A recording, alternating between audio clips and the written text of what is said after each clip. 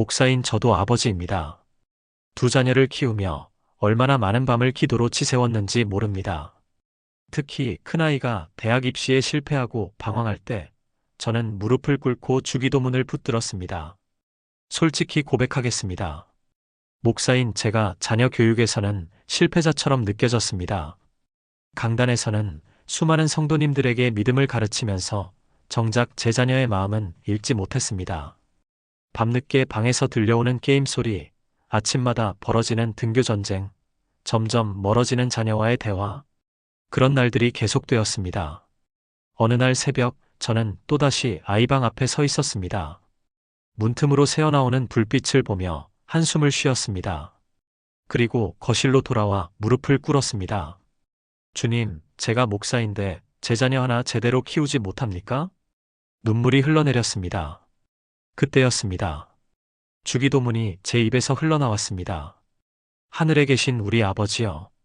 그런데 그날은 달랐습니다.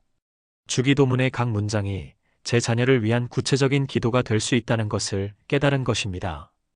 그날 밤부터 저는 주기도문을 이렇게 기도하기 시작했습니다.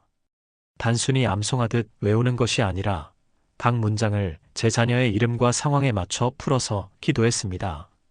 그리고 3개월이 지났을 때 변화가 시작되었습니다. 아이가 먼저 말을 걸어왔습니다. 아빠, 나 학교 그만두고 싶어. 그 말을 들으며 저는 놀랍게도 평안했습니다.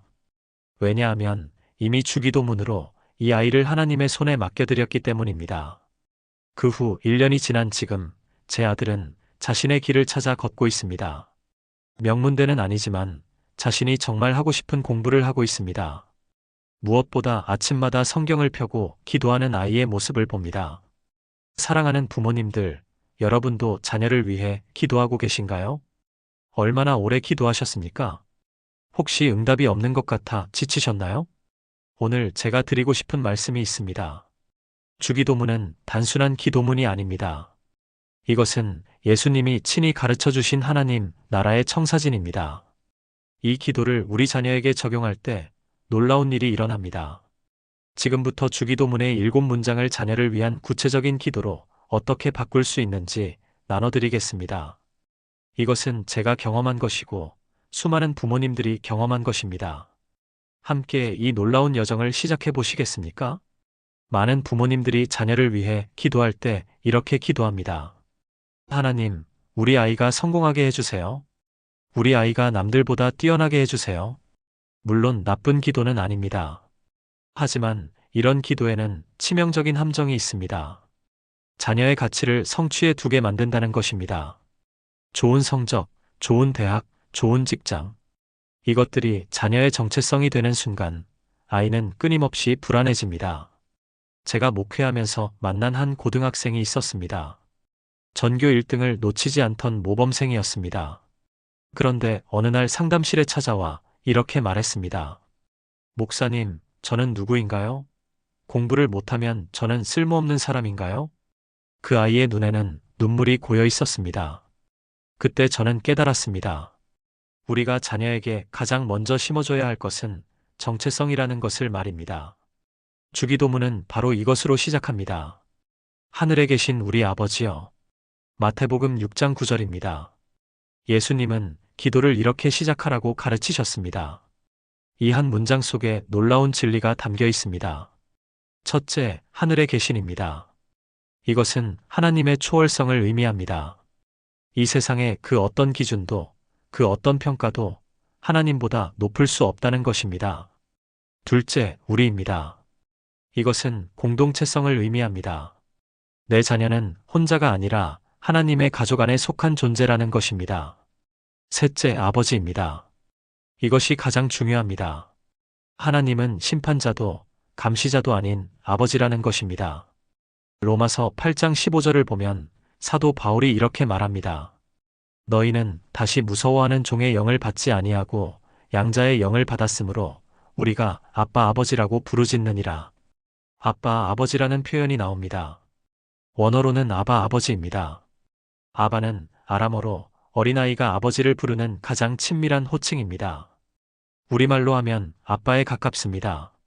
예수님 시대의 유대인들은 이 단어를 하나님께 사용하지 않았습니다. 너무 불경스럽다고 생각했기 때문입니다. 그런데 예수님은 이 단어를 사용하셨습니다. 하나님과 우리의 관계가 그만큼 친밀하다는 것을 알려주신 것입니다. 그렇다면 이것을 우리 자녀를 위한 기도로 어떻게 바꿀 수 있을까요? 이렇게 기도하십시오. 하늘에 계신 우리 아버지, 제 아이 자녀 이름이 당신의 자녀임을 알게 하소서. 이 세상의 그 어떤 평가도, 그 어떤 기준도 이 아이의 정체성을 흔들 수 없게 하소서. 이 아이가 성적표가 아니라 당신의 사랑으로 자신의 가치를 발견하게 하소서. 이 아이가 세상의 1등이 아니어도 당신의 눈에는 유일한 존재임을 깊이 깨닫게 하소서. 저는 이렇게 기도하기 시작했습니다. 그리고 놀라운 변화가 일어났습니다. 제 아들이 입시에 실패했을 때 저는 이렇게 말할 수 있었습니다. 아들아, 너는 대학으로 정의되는 아이가 아니란다. 너는 하나님의 아들이야. 그 말을 듣고 아이가 울었습니다. 아빠, 나는 아빠를 실망시킨 줄 알았어요. 아니야, 아들아. 너는 나를 실망시킬 수 없어. 왜냐하면 너의 가치는 이미 하나님께서 정하셨으니까. 그날 이후 아이의 눈빛이 달라졌습니다. 서울의 한 교회 권사님도 비슷한 간증을 하셨습니다. 딸아이가 명문대 입학을 위해 재수를 하고 있었습니다. 그런데 스트레스로 우울증이 왔습니다. 권사님은 매일 새벽 이렇게 기도했습니다. 하늘에 계신 아버지, 제 딸 은지가 당신의 딸임을 알게 하소서. 3개월 후 딸이 먼저 이렇게 말했습니다. 엄마, 나 재수 그만하고 싶어요. 내가 정말 하고 싶은 게 뭔지 찾고 싶어요. 권사님은 놀랍게도 평안하게 그래라고 말할 수 있었습니다. 지금 그 딸은 사회복지사가 되어 노인요양원에서 섬기고 있습니다. 명문대 출신은 아니지만 자신의 소명을 찾아 기쁘게 살고 있습니다. 사랑하는 부모님들, 자녀를 위한 기도는 정체성에서 시작됩니다. 너는 하나님의 자녀다. 이것을 먼저 심어주십시오. 그러면 이 세상의 그 어떤 실패도, 그 어떤 좌절도 우리 아이를 무너뜨릴 수 없습니다. 정체성이 세워진 다음에 필요한 것은 무엇일까요? 바로 경외심입니다. 요즘 시대의 가장 큰 문제는 무엇입니까? 아이들이 두려워할 것을 두려워하지 않는다는 것입니다. 부모를 두려워하지 않고, 선생님을 두려워하지 않고, 심지어 하나님도 두려워하지 않습니다. 내가 하고 싶은 대로 살 거야. 누가 나를 간섭해? 이런 태도가 만연해 있습니다. 한 중학생 어머니가 상담을 요청하셨습니다. 아들이 교회에 가기를 거부한다는 것이었습니다. 엄마, 하나님이 있다는 증거가 뭐예요? 나는 안 믿어요. 어머니는 충격을 받았습니다. 신앙의 가정에서 자란 아이가 어떻게 이런 말을 할 수 있을까요? 그런데 생각해보면 이해가 됩니다. 우리가 하나님을 친구처럼만 가르쳤지, 경외할 분으로는 가르치지 않았기 때문입니다. 주기도문의 두 번째 문장이 바로 이것입니다. 이름이 거룩히 여김을 받으시오며. 마태복음 6장 9절의 후반부입니다. 여기서 거룩히 여김을 받는다는 것은 무슨 뜻일까요? 원어로는 하기아스테토인데 이것은 구별되다, 성별되다는 의미입니다. 즉, 하나님의 이름이 다른 모든 이름과 구별되어 높임을 받는다는 것입니다. 구약시대 이스라엘 백성들은 하나님의 이름을 함부로 부르지 않았습니다. 여호와라는 이름 대신 아도나이 주님라고 불렀습니다. 너무 거룩하셔서 감히 이름을 부를 수 없었기 때문입니다. 레위기 19장 12절을 보면 이렇게 말씀하십니다. 너희는 내 이름으로 거짓 맹세함으로 내 하나님의 이름을 욕되게 하지 말라. 나는 여호와이니라. 하나님의 이름을 거룩하게 여기는 것은 단순히 말조심하는 것이 아닙니다. 하나님을 하나님 되게 모시는 것입니다. 내 뜻이 아니라 하나님의 뜻을 먼저 구하는 것입니다. 내 계획이 아니라 하나님의 계획에 순종하는 것입니다. 그렇다면 이것을 우리 자녀를 위한 기도로 어떻게 바꿀 수 있을까요? 이렇게 기도하십시오. 하늘에 계신 아버지, 제 아이 자녀 이름이 주님을 경외하는 마음을 갖게 하소서. 이 아이가 주님의 이름을 가볍게 여기지 않고 거룩하게 여기는 마음을 갖게 하소서. 이 아이의 입에서 나오는 말, 이 아이가 선택하는 것들이 주님의 이름을 영화롭게 하는 것들이 되게 하소서. 이 아이가 자기 뜻대로가 아니라 주님의 뜻을 먼저 구하는 아이가 되게 하소서. 저는 이렇게 기도하면서 제 자녀와 대화하는 방식도 바뀌었습니다. 아이가 어떤 결정을 내려야 할 때 이렇게 물었습니다. 이 선택이 하나님을 기쁘시게 할까? 이 일을 하면서 하나님께 영광을 돌릴 수 있을까? 처음에는 아이가 이해하지 못했습니다. 하지만 시간이 지나면서 변화가 일어났습니다. 아이가 스스로 기준을 세우기 시작한 것입니다. 이건 하나님이 기뻐하시지 않을 것 같아요. 이건 하나님께 영광이 안 될 것 같아요. 부산의 한 집사님도 놀라운 간증을 하셨습니다. 아들이 고등학교 때 친구들과 어울려 술을 마시기 시작했습니다. 집사님은 매일 이렇게 기도했습니다. 주님, 제 아들이 주님의 이름을 거룩히 여기는 마음을 갖게 하소서. 그러던 어느 날 아들이 술 냄새를 풍기며 집에 들어왔습니다. 집사님은 화를 내지 않고 조용히 물었습니다. 아들아, 내가 지금 한 일이 하나님을 기쁘시게 했다고 생각하니? 아들은 아무 말도 하지 못했습니다. 그날 밤 아들이 방에서 울고 있는 소리가 들렸습니다. 다음 날 아침 아들이 먼저 사과했습니다. 아빠, 죄송해요. 다시는 안 그럴게요. 지금 그 아들은 대학에서 신학을 공부하고 있습니다. 사랑하는 부모님들, 경외심은 두려움이 아닙니다. 경외심은 사랑에서 나오는 존경입니다. 우리 자녀가 하나님을 무서워서가 아니라 사랑해서 순종하는 아이가 되도록 기도하십시오. 하나님의 이름을 거룩히 여기는 마음이 생길 때 우리 아이는 세상의 유혹에서 지켜집니다. 정체성과 경외심이 세워졌다면 이제 필요한 것은 무엇일까요? 바로 방향입니다. 요즘 많은 청소년들이 방황하는 이유가 무엇입니까? 삶의 방향을 찾지 못해서입니다. 나는 왜 공부해야 하지? 나는 왜 사는 걸까? 내 인생의 목적이 뭐지? 이런 질문들 앞에서 아이들은 길을 잃습니다. 한 고등학생이 제게 이렇게 말했습니다. 목사님, 저는 꿈이 없어요. 하고 싶은 것도 없어요. 그냥 사는 게 의미가 없어요. 그 아이의 눈에는 생기가 없었습니다. 좋은 대학을 가고 좋은 직장을 얻는 것. 그것이 전부라면 삶은 너무 공허합니다. 주기도문의 세 번째 문장이 바로 이것입니다. 나라가 임하시오며. 마태복음 6장 10절의 전반부입니다. 여기서 나라는 단순한 지리적 영역이 아닙니다. 하나님의 통치를 의미합니다. 하나님이 왕으로 다스리시는 영역, 하나님의 뜻이 이루어지는 영역을 말합니다. 예수님은 공생애를 시작하시면서 첫 메시지로 이것을 선포하셨습니다. 마가복음 1장 15절입니다. 이르시되 때가 찼고 하나님의 나라가 가까이 왔으니 회개하고 복음을 믿으라 하시더라. 하나님의 나라가 가까이 왔다는 것은 무슨 뜻일까요? 하나님의 통치가 시작되었다는 것입니다. 이제 우리는 세상의 방식이 아니라 하나님의 방식으로 살 수 있다는 것입니다. 예수님은 제자들에게 먼저 이것을 구하라고 말씀하셨습니다. 마태복음 6장 33절입니다. 너희는 먼저 그의 나라와 그의 의를 구하라 그리하면 이 모든 것을 너희에게 더하시리라. 먼저라는 단어가 중요합니다. 우선순위의 문제입니다. 좋은 대학, 좋은 직장, 좋은 배우자도 중요합니다. 하지만 먼저는 아닙니다. 먼저는 하나님의 나라입니다. 그렇다면 이것을 우리 자녀를 위한 기도로 어떻게 바꿀 수 있을까요? 이렇게 기도하십시오. 하늘에 계신 아버지, 제 아이 자녀 이름의 삶의 주님의 나라가 임하게 하소서. 이 아이가 세상의 가치가 아니라 하나님 나라의 가치로 살게 하소서. 이 아이의 꿈이 단순히 성공이 아니라 하나님 나라를 이루는 것이 되게 하소서. 이 아이가 먼저 하나님의 나라와 의를 구하는 아이가 되게 하소서. 저는 제 아들과 함께 이것에 대해 이야기를 나눴습니다. 아들아, 내가 어떤 직업을 선택하든 상관없어. 중요한 것은 그 자리에서 하나님의 나라를 이루는 거야. 의사가 되든 선생님이 되든 사업가가 되든 그 자리에서 하나님의 통치를 나타내는 거야. 아들은 처음에는 이해하지 못했습니다. 하지만 시간이 지나면서 깨달았습니다. 지금 아들은 디자인을 공부하고 있습니다. 명문대는 아니지만 자신의 재능으로 하나님 나라를 섬기고 싶다고 합니다. 교회 전도 자료를 만들고 선교단체를 돕는 일을 하고 있습니다.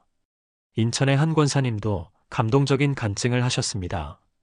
딸이 의대에 합격했지만 갑자기 그만두고 싶다고 했습니다. 선교사가 되고 싶다는 것이었습니다. 권사님은 처음에는 반대했습니다. 그런데 매일 나라가 임하시오매를 기도하면서 마음이 바뀌었습니다. 딸아, 내가 정말 원하는 것이 하나님 나라를 이루는 것이라면 엄마가 지지할게. 지금 그 딸은 아프리카에서 의료 선교사로 섬기고 있습니다. 수많은 생명을 살리고 하나님의 사랑을 전하고 있습니다. 권사님은 이렇게 말씀하셨습니다. 처음에는 제 꿈을 딸에게 강요했어요. 하지만 이제는 하나님의 꿈을 위해 기도합니다. 사랑하는 부모님들, 우리 자녀의 인생에 방향을 주십시오. 그 방향은 성공이 아니라 하나님 나라입니다. 이것을 발견한 아이는 절대 방황하지 않습니다. 삶의 의미를 알기 때문입니다. 방향을 알았다면 이제 필요한 것은 무엇일까요? 바로 순종입니다. 요즘 시대의 가장 큰 도전은 무엇입니까? 아이들에게 순종을 가르치는 것입니다. 왜 내가 그래야 해요? 내 인생인데 내가 알아서 할래요. 이런 말들을 자주 듣게 됩니다. 물론 자율성은 중요합니다. 하지만 순종이 없는 자율성은 교만으로 이어집니다. 한 어머니가 눈물로 이야기했습니다. 딸이 대학을 자퇴하고 연예인이 되겠다고 했습니다. 부모는 반대했지만 딸은 듣지 않았습니다. 엄마는 내 인생 살아보지도 않고 왜 간섭해요? 결국 딸은 가출했고 3년 동안 연락이 끊겼습니다. 순종은 억압이 아닙니다. 순종은 신뢰입니다. 하나님의 뜻이 나보다 더 좋다는 것을 믿는 것입니다. 주기도문의 네 번째 문장이 바로 이것입니다. 뜻이 하늘에서 이룬 것 같이 땅에서도 이루어지이다. 마태복음 6장 10절의 후반부입니다. 여기서 뜻은 하나님의 계획, 하나님의 의도를 의미합니다. 하늘에서는 이미 하나님의 뜻이 완벽하게 이루어지고 있습니다. 천사들은 하나님의 명령에 즉시 순종합니다. 그런데 땅에서는 어떻습니까? 사람들이 자기 뜻대로 살려고 합니다. 하나님의 뜻보다 내 뜻이 우선입니다. 예수님은 이 기도를 몸소 실천하셨습니다. 겟세마네 동산에서 기도하실 때입니다. 마태복음 26장 39절을 보면 이렇게 기록되어 있습니다. 조금 나아가서 얼굴을 땅에 대시고 엎드려 기도하여 이르시되 내 아버지여 만일 할만하시거든 이 잔을 내게서 지나가게 하옵소서. 그러나 나의 원대로 마시옵고 아버지의 원대로 하옵소서. 예수님도 고통스러웠습니다. 십자가를 피하고 싶으셨습니다. 하지만 나의 원대로 마시옵고 아버지의 원대로라고 기도하셨습니다. 이것이 진정한 순종입니다. 내 감정을 무시하는 것이 아니라 내 감정을 인정하면서도 하나님의 뜻을 선택하는 것입니다. 그렇다면 이것을 우리 자녀를 위한 기도로 어떻게 바꿀 수 있을까요? 이렇게 기도하십시오. 하늘에 계신 아버지, 제 아이 자녀 이름이 주님의 뜻에 순종하는 마음을 갖게 하소서. 이 아이가 자기 뜻보다 주님의 뜻이 더 좋다는 것을 깨닫게 하소서. 이 아이가 순종이 억압이 아니라 신뢰임을 알게 하소서. 이 아이의 삶에서 주님의 뜻이 하늘에서처럼 땅에서도 이루어지게 하소서. 저는 제 아들에게 순종에 대해 이렇게 가르쳤습니다. 아들아, 순종은 내가 생각이 없어서 하는 게 아니야. 순종은 하나님을 신뢰해서 하는 거야. 하나님의 계획이 내 계획보다 더 좋다는 것을 믿는 거지. 처음에는 쉽지 않았습니다. 특히 아이가 자기 꿈을 포기해야 할 때가 있었습니다. 게임 개발자가 되고 싶었는데 성적이 안 나왔습니다. 아이는 좌절했습니다. 저는 함께 기도했습니다. 주님, 이 상황에서 주님의 뜻이 무엇입니까? 몇 주 후 아이가 새로운 길을 발견했습니다. 디자인이었습니다. 게임과는 다르지만 창의력을 발휘할 수 있는 분야였습니다. 아이는 이렇게 고백했습니다. 아빠, 하나님이 더 좋은 길을 준비하신 것 같아요. 대구의 한 집사님도 비슷한 간증을 하셨습니다.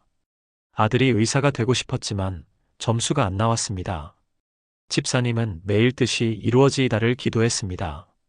결국 아들은 간호학과에 진학했습니다. 처음에는 실망했지만 지금은 감사한다고 합니다. 병원에서 환자들을 직접 돌보며 하나님의 사랑을 실천하고 있기 때문입니다. 집사님은 이렇게 말씀하셨습니다. 제 계획이 아니라 하나님의 계획이 더 좋았습니다. 사랑하는 부모님들, 우리 자녀에게 순종을 가르치십시오. 하지만 맹목적인 순종이 아니라 신뢰에 기반한 순종을 가르치십시오. 하나님의 뜻이 내 뜻보다 더 좋다는 것을 알 때 아이는 기쁘게 순종합니다. 이제 기도의 초점이 바뀝니다. 앞에 네 문장은 하나님에 관한 것이었습니다. 하나님의 이름, 하나님의 나라, 하나님의 뜻. 하지만 다섯 번째부터는 우리의 필요에 관한 것입니다. 이것이 중요합니다. 하나님은 우리의 일상적인 필요에도 관심이 있으시다는 것입니다. 많은 부모님들이 자녀를 위해 기도할 때 큰 것만 구합니다. 좋은 대학에 보내주세요. 좋은 직장을 주세요. 물론 이것도 중요합니다. 하지만 하나님은 일상의 작은 필요들도 아십니다. 한 어머니가 이렇게 말했습니다. 목사님, 저는 아이를 위해 큰 기도만 했어요. 그런데 아이는 매일 학교에서 힘들어했어요. 친구 관계, 선생님과의 갈등, 성적 스트레스. 이런 일상의 문제들을 위해서는 기도하지 않았어요. 우리는 종종 영적인 것과 일상적인 것을 분리합니다. 하지만 하나님은 그렇게 생각하지 않으십니다. 주기도문의 다섯 번째 문장이 바로 이것입니다. 오늘 우리에게 일용할 양식을 주시옵고. 마태복음 6장 11절입니다. 여기서 일용할 양식은 단순히 음식만을 의미하지 않습니다. 에피우시오스라는 헬라어는 그날그날 필요한 것을 의미합니다. 오늘 하루를 살아가는 데 필요한 모든 것입니다. 음식, 건강, 관계, 지혜, 힘, 평안. 모든 것이 포함됩니다. 그리고 오늘이라는 단어가 중요합니다. 내일이 아니라 오늘입니다.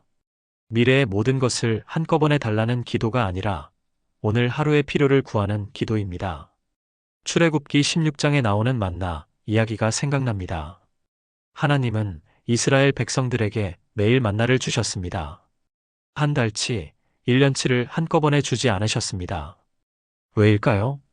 매일 하나님을 의지하도록 가르치기 위해서였습니다. 출애굽기 16장 4절입니다.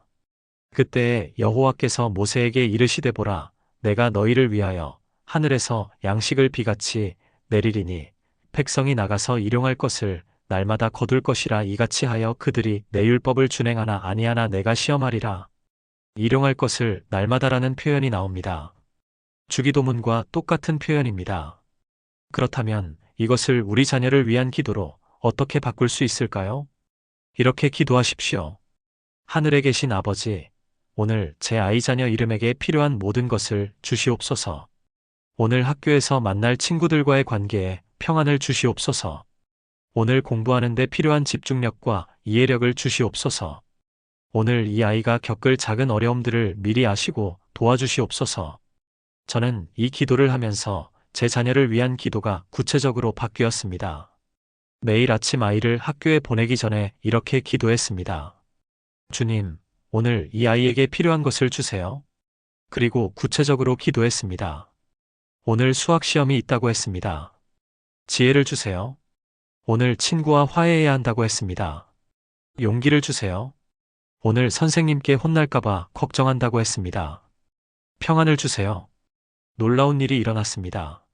아이가 학교에서 돌아와 이렇게 말했습니다. 엄마, 오늘 기도 응답받았어요. 광주의 한 권사님도 감동적인 간증을 하셨습니다. 딸이 학교에서 따돌림을 당하고 있었습니다. 권사님은 매일 아침 이렇게 기도했습니다. 주님, 오늘 우리 딸에게 일용할 양식을 주세요. 오늘 하루를 견딜 힘을 주세요. 오늘 딸을 이해해줄 친구 한 명을 보내주세요. 3주 후 딸이 새 친구를 사귀었습니다. 전학 온 아이였는데 딸과 마음이 잘 맞았습니다. 지금 두 아이는 가장 친한 친구가 되었습니다. 사랑하는 부모님들, 자녀를 위한 기도를 구체적으로 하십시오. 막연히 잘 되게 해주세요가 아니라 오늘 이것을 주세요라고 기도하십시오. 하나님은 일상의 작은 필요들에도 응답하십니다. 이제 가장 어려운 부분에 왔습니다. 용서에 관한 것입니다. 요즘 아이들이 가장 힘들어하는 것이 무엇입니까? 관계입니다. 친구와의 갈등, 부모와의 갈등, 선생님과의 갈등. 이런 관계의 상처들이 쌓여서 아이의 마음을 병들게 합니다. 한 고등학생이 제게 이렇게 말했습니다. 목사님, 저는 용서할 수 없어요. 그 친구가 저한테 한 짓을 생각하면 너무 화가 나요. 그 아이는 중학교 때 친한 친구에게 배신을 당했습니다. 그 상처가 아직도 남아 있었습니다. 많은 아이들이 이런 상처를 안고 살아갑니다. 그리고 그 상처는 독이 되어 아이의 인생을 망칩니다. 주기도문의 6번째 문장이 바로 이것입니다. 우리가 우리에게 죄 지은 자를 사하여 준 것 같이 우리 죄를 사하여 주시옵고. 마태복음 6장 12절입니다. 이 문장은 조건문입니다. 우리가 사하여 준 것 같이 하나님도 사하여 주신다는 것입니다. 이것이 왜 중요할까요? 왜냐하면 용서받지 못한 사람은 용서할 수 없기 때문입니다. 우리가 먼저 하나님께 용서받는 경험을 해야 다른 사람을 용서할 수 있습니다. 예수님은 이 주제에 대해 비유를 말씀하셨습니다. 마태복음 18장에 나오는 무자비한 종의 비유입니다. 한 종이 왕에게 1만 달란트의 빚을 졌습니다. 엄청난 금액입니다. 평생 일해도 갚을 수 없는 돈입니다. 왕은 불쌍히 여겨 그 빚을 탕감해 주었습니다. 그런데 그 종이 나가서 자기에게 100데나리온 빚진 동료를 만났습니다. 1만 달란트에 비하면 아주 작은 돈입니다. 그런데 그 종은 동료의 목을 잡고 빚을 갚으라고 요구했습니다. 마태복음 18장 32절부터 33절입니다. 이에 주인이 그를 불러다가 말하되 악한 종아 내가 빌기에 내가 내 빚을 전부 탕감하여 주었거늘 내가 너를 불쌍히 여김과 같이 너도 내 동료를 불쌍히 여김이 마땅하지 아니하냐. 이것이 핵심입니다. 우리가 하나님께 받은 용서가 얼마나 큰지 깨달을 때 우리도 다른 사람을 용서할 수 있습니다. 그렇다면 이것을 우리 자녀를 위한 기도로 어떻게 바꿀 수 있을까요? 이렇게 기도하십시오. 하늘에 계신 아버지, 제 아이 자녀 이름이 주님께 용서받은 존재임을 깨닫게 하소서. 이 아이가 자기에게 상처 준 사람들을 용서할 수 있는 마음을 갖게 하소서. 이 아이의 마음에 쌓인 분노와 원망을 녹여주시옵소서. 저는 제 아들에게 용서에 대해 이렇게 가르쳤습니다. 아들아, 용서는 상대방을 위한 게 아니야. 용서는 너를 위한 거야. 아이는 친구와 크게 다툰 일이 있었습니다. 친구가 아이의 비밀을 다른 애들에게 말해버렸습니다. 저는 아이와 함께 기도했습니다. 처음에는 쉽지 않았습니다. 하지만 매일 기도하면서 변화가 일어났습니다. 한 달 후, 아이가 먼저 그 친구에게 말을 걸었습니다. 전주의 한 집사님도 놀라운 간증을 하셨습니다. 딸이 학교에서 따돌림을 당하고 심한 우울증에 걸렸습니다. 집사님은 매일 이렇게 기도했습니다. 주님, 제 딸이 그 아이들을 용서할 수 있게 해주세요. 6개월 후, 딸이 변화했습니다. 엄마, 나 이제 괜찮아요. 그 아이들을 용서하기로 했어요. 계속 미워하니까 내가 더 힘들더라고요. 지금 그 딸은 대학생이 되어 상담 봉사를 하고 있습니다. 자기처럼 학교 폭력으로 힘들어하는 아이들을 돕고 있습니다. 사랑하는 부모님들, 자녀에게 용서를 가르치십시오. 용서는 약함이 아니라 강함입니다. 용서함으로 우리 아이는 과거의 상처에서 자유로워집니다. 마지막 문장에 왔습니다. 이것은 보호에 관한 기도입니다. 세상은 우리 자녀를 공격하는 곳입니다. 유혹이 있고 시험이 있고 악이 있습니다. 부모로서 가장 두려운 것이 무엇입니까? 내 자녀가 잘못된 길로 갈까봐 두렵습니다. 나쁜 친구를 만날까봐, 나쁜 것에 빠질까봐, 위험한 일을 당할까봐 두렵습니다. 세상은 점점 더 위험해지고 있습니다. 인터넷, SNS, 게임, 유해 콘텐츠. 우리 아이들을 위협하는 것들이 너무 많습니다. 주기도문의 마지막 문장이 바로 이것입니다. 우리를 시험에 들게 하지 마시옵고 다만 악에서 구하시옵소서. 마태복음 6장 13절입니다. 여기서 시험은 두 가지 의미가 있습니다. 하나는 유혹이고 다른 하나는 시련입니다. 하나님은 우리를 유혹하지 않으십니다. 야고보서 1장 13절입니다. 사람이 시험을 받을 때에 내가 하나님께 시험을 받는다 하지 말지니 하나님은 악에게 시험을 받지도 아니하시고 친히 아무도 시험하지 아니하시느니라. 그렇다면 왜 시험에 들게 하지 마시옵고라고 기도합니까? 이것은 우리가 유혹에 빠지지 않도록 지켜달라는 기도입니다. 우리의 연약함을 아시는 하나님께 도움을 구하는 것입니다. 그리고 악에서 구하시옵소서라고 기도합니다. 여기서 악은 악한 자, 즉 사탄을 의미할 수도 있고 악한 것을 의미할 수도 있습니다. 베드로전서 5장 8절을 보면 이렇게 말씀합니다. 근신하라 깨어라 너희 대적 마귀가 우는 사자같이 두루다니며 삼킬 자를 찾나니. 사탄은 실제로 존재합니다. 그리고 우리 자녀를 노리고 있습니다. 그래서 우리는 기도해야 합니다. 그렇다면 이것을 우리 자녀를 위한 기도로 어떻게 바꿀 수 있을까요? 이렇게 기도하십시오. 하늘에 계신 아버지, 제 아이 자녀 이름을 시험에서 지켜주시옵소서. 이 아이가 유혹에 빠지지 않도록 지혜와 분별력을 주시옵소서. 이 아이를 악에서, 악한 친구들에서, 악한 영향력에서 구원하시옵소서. 이 아이 주변에 하나님의 천사들을 보내어 보호하시옵소서. 저는 매일 밤 제 자녀를 위해 이렇게 기도합니다. 아이가 잠든 후 아이 방에 들어가 손을 얹고 기도합니다. 주님, 오늘도 이 아이를 지켜주셔서 감사합니다. 내일도 이 아이를 악에서 구원하시옵소서. 그리고 구체적으로 기도합니다. 이 아이가 학교에서 나쁜 친구들을 만나지 않게 하소서. 이 아이가 인터넷에서 나쁜 것을 보지 않게 하소서. 이 아이가 유혹에 빠질 때 아니오라고 말할 용기를 주소서. 놀라운 일들이 일어났습니다. 아이가 위험한 상황에서 여러 번 보호받았습니다. 한 번은 친구들이 PC방에 가자고 했는데 아이가 거절했습니다. 나중에 알고 보니 그 친구들이 불법 도박 사이트를 하고 있었습니다. 제주의 한 권사님도 감격스러운 간증을 하셨습니다. 아들이 대학에 가서 방황하기 시작했습니다. 술, 담배, 도박. 온갖 유혹에 빠졌습니다. 권사님은 매일 새벽 이렇게 기도했습니다.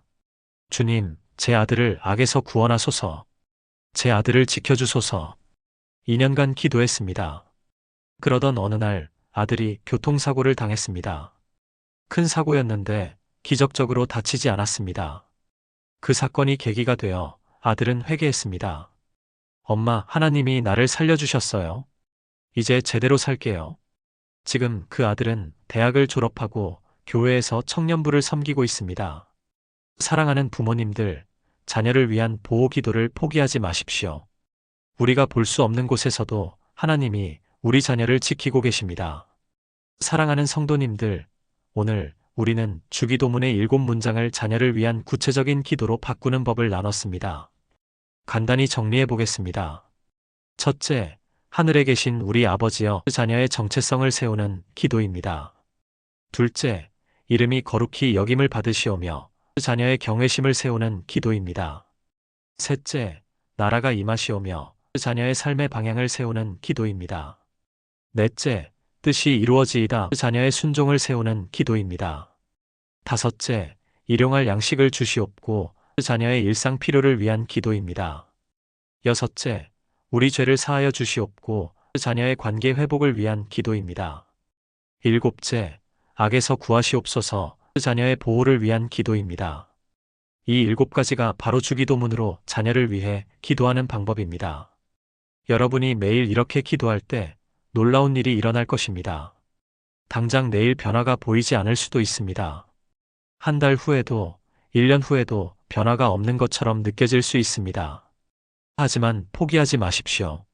하나님은 들고 계십니다. 하나님은 일하고 계십니다. 우리가 보지 못하는 곳에서 우리가 모르는 방법으로 하나님은 우리 자녀를 변화시키고 계십니다. 오늘부터 주기도문으로 자녀를 위해 기도하시겠습니까? 이 기도가 여러분의 자녀를 변화시킬 것입니다. 이 기도가 여러분의 가정을 회복시킬 것입니다. 이 말씀이 여러분의 마음에 와닿으셨다면 좋아요 버튼을 눌러주시고 댓글로 아멘이라고 고백해 주십시오. 그리고 같은 고민을 하고 계신 부모님들에게 이 영상을 공유해 주십시오. 하나님의 은혜와 평강이 여러분과 여러분의 자녀에게 충만하기를 축복합니다. 오늘도 주님의 이름으로 기도하며 승리하시기 바랍니다. 감사합니다.